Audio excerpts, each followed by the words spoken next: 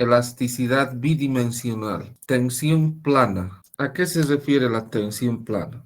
Cuando nosotros tenemos un sólido elástico de dimensiones considerables, pero de espesor muy pequeño comparado con las otras dimensiones, y además sobre el que se carga, sobre ese espesor al sólido, se le carga con un sistema de fuerzas, estamos hablando de tensión plana, que se aplica prácticamente a placas delgadas. ¿Cuándo una placa es delgada? Cuando cumple una serie de condiciones, pero fundamentalmente esta, cuando su espesor es menor o igual a la menor dimensión dividido entre 10, estamos hablando de una placa delgada, ¿sí? Y si nosotros cargamos sobre el espesor de esta placa con un sistema de fuerzas, entonces estamos hablando de tensión plana. Por ejemplo, aquí tenemos un muro, ¿verdad? Un muro en forma de escuadra al que se le aplica en su espesor este sistema de cargas. Su espesor es muy pequeño, por lo tanto se produce tensión plana. Tenemos aquí una placa, una losa a la que se carga, como ven en su espesor, tenemos un caso de tensión plana. Tenemos aquí un tanque de gas, ¿sí? De pared delgada. Entonces, también en este caso, el tanque de pared delgada, debido a la presión del gas, se comporta en tensión plana. Lo mismo aquí, tenemos un muro pequeño, una placa en voladizo, sometida a esta carga en su espesor es pequeño, se trata de una placa en tensión plana. Entonces, ¿qué vamos a hacer? Vamos a recordar la matriz de tensiones. T igual a sigma nx, tau xy, tau xz, tau xy, sigma ny, tau yz, tau xz, tau yz, sigma nz.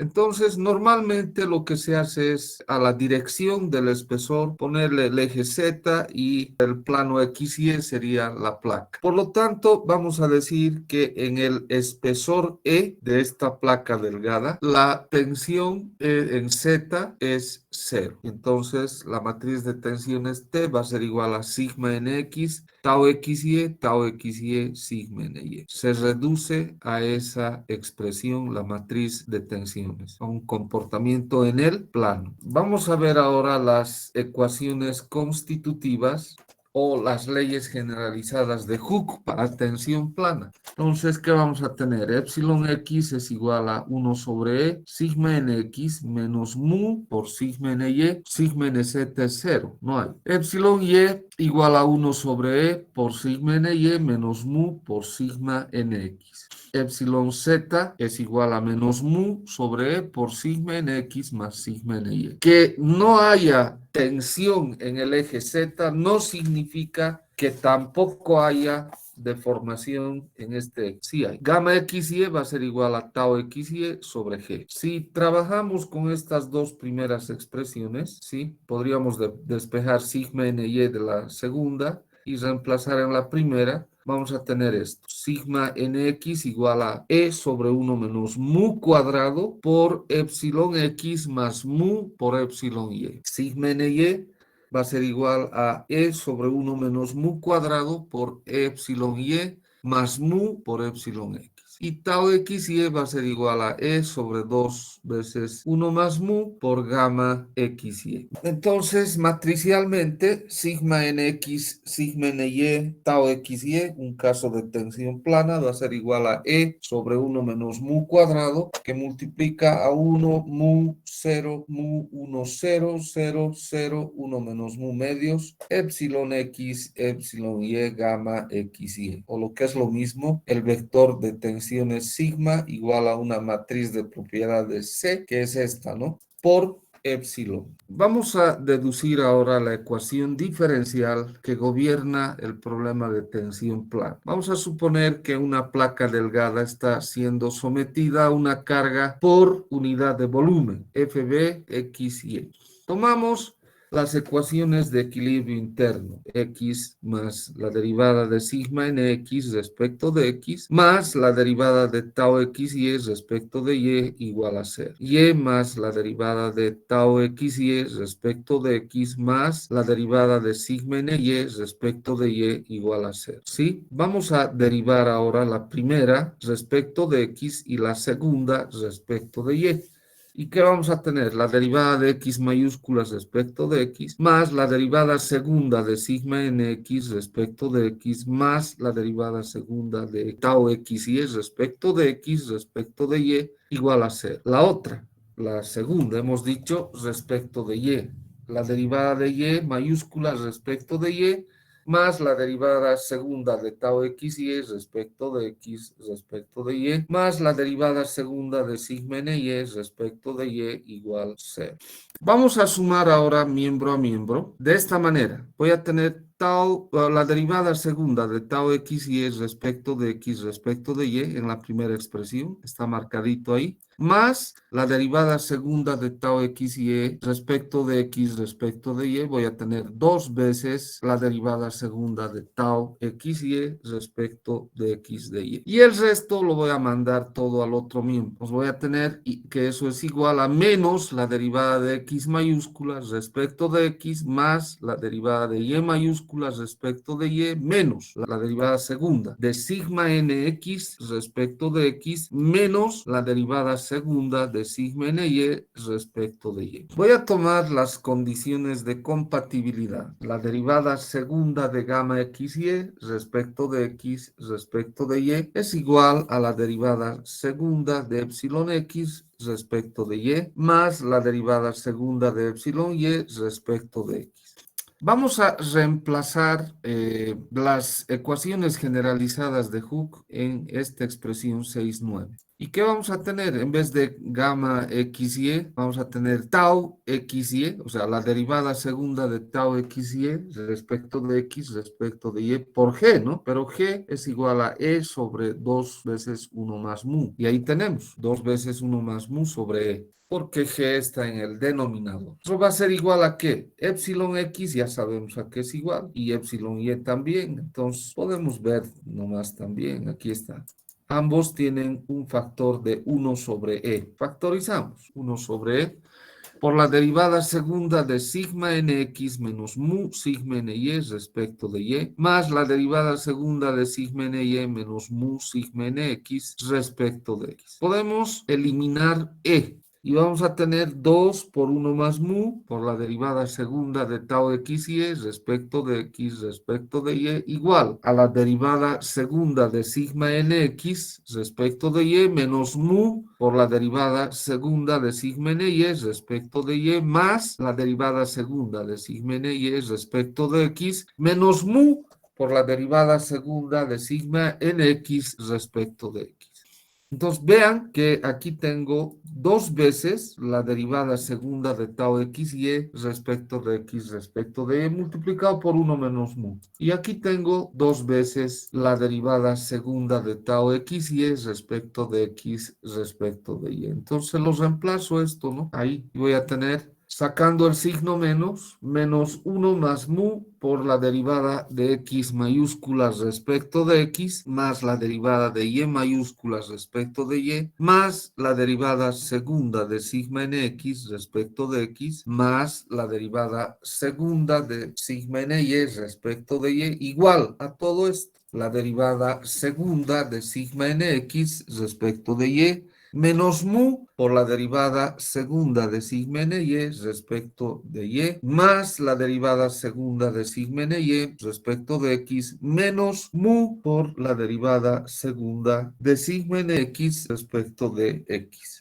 ¿Qué tengo que hacer ahora? Solamente tengo que hacer un poco de álgebra. ¿Qué vamos a tener? La derivada segunda de sigma nx respecto de x, más la derivada segunda de sigma ny respecto de y, más mu por la derivada segunda de sigma nx respecto de x, más mu por la derivada segunda de sigma ny respecto de y, más la derivada segunda de sigma nx respecto de y, menos mu por la derivada segunda de sigma ny respecto de y más la derivada segunda de sigma ny respecto de x menos mu por la derivada segunda de sigma nx respecto de x igual a menos 1 más mu por la derivada de x mayúscula respecto de x más la derivada de y mayúscula respecto de y. Entonces ahora algunas cosas se van a cancelar. Por ejemplo, esta mu por la derivada segunda de sigma nx respecto de x con este menos mu por la derivada segunda de sigma en x respecto de x. Chao, mu por la derivada segunda de sigma en y respecto de y, con este otro, menos mu por la derivada segunda de sigma en y respecto de y. ¿Y qué me queda? La derivada segunda de sigma en x respecto de x más la derivada segunda de sigma en y respecto de y más la derivada segunda de sigma nx respecto de y, más la derivada segunda de sigma ny respecto de x, y eso es igual a menos 1 más mu por la derivada de x mayúsculas respecto de x más la derivada de y mayúsculas respecto de y. O lo que es lo mismo, la derivada segunda respecto de x más la derivada segunda respecto de y de sigma nx más sigma ny es igual a menos 1 más mu por la derivada de x mayúscula respecto de x más la derivada de y mayúscula respecto de y. ¿Y qué es este? Es el operador laplaciano, finalmente. Esta es la ecuación diferencial que gobierna la tensión plana. O sea, esta es la ecuación del comportamiento de una losa, podría ser de entrepiso, ¿ah? Lo que resuelve el SAP y demás aplicaciones es esta ecuación con el método de elementos finitos. Vámonos al otro comportamiento, que es el comportamiento en deformación plana. ¿Cómo es esto? Nosotros vamos a tener un elemento con una de sus dimensiones mucho mayor a las otras, ¿sí? Generalmente esta dimensión es la del eje Z y vamos a cargar perpendicular a esa dirección con un sistema de cargas nuestro sólido rígido. Así tal cual ven aquí. Normalmente esa dimensión que es mucho mayor a las otras, a esa dimensión se le asigna el eje Z. Por ejemplo, un túnel, ¿verdad? Un túnel en el eje Z, su longitud es grande en relación a su sección transversal. O, por ejemplo, un muro de contención como este. ¿Sí? Su longitud es mucho mayor a su sección transversal. Pero ¿cómo se calcula? Se calcula haciendo rebanadas, cortando, como en caminos. En caminos, cuando hacemos las secciones transversales, hacemos cada 20 metros. Y si estamos en curvas, cada 10 metros. Entonces aquí se hace más o menos eso. Se rebana cada 5 metros, digamos, o menos, dependiendo de cómo sea el material, ¿no? Y procedemos a el cálculo en deformación plana. Entonces, ¿qué vamos a hacer? Vamos a tomar la matriz de deformaciones y vamos a tener epsilon x, un medio de gamma xy, un medio de gamma xz, un medio de gamma xy, epsilon y, un medio de gamma yz, un medio de gamma xz, un medio de gamma yz, epsilon z. Entonces, en el eje cuya dimensión más grande del sólido rígido coincide, no hay deformaciones. La deformación es cero. O sea, ¿qué significa?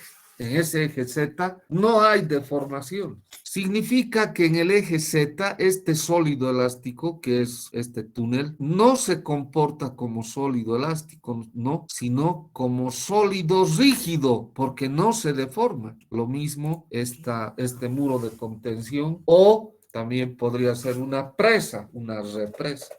En su longitud mayor se comporta como un sólido rígido. Entonces la deformación será en el plano y vamos a tener epsilon x, un medio de gamma xy, un medio de gamma xy, epsilon y. Vamos a ahora proponer las ecuaciones constitutivas. Epsilon x igual a 1 sobre e sigma nx menos mu por sigma ny más sigma nz. Epsilon y igual a 1 sobre e por sigma ny menos mu por sigma nx más sigma nz. Epsilon z es 0 y eso va a ser igual a sigma nz menos mu por sigma nx más sigma ny. O sea, sigma nz va a ser igual a mu por sigma nx más sigma ny. Y gamma xy igual a tau xy sobre g. Bien, si yo reemplazo en lugar de sigma nz su igualdad que sale de aquí, en la primera y en la segunda, voy a tener epsilon x igual a 1 sobre e, que multiplica a sigma nx menos mu por sigma ny menos mu cuadrado por sigma nx más sigma ny. Y epsilon x,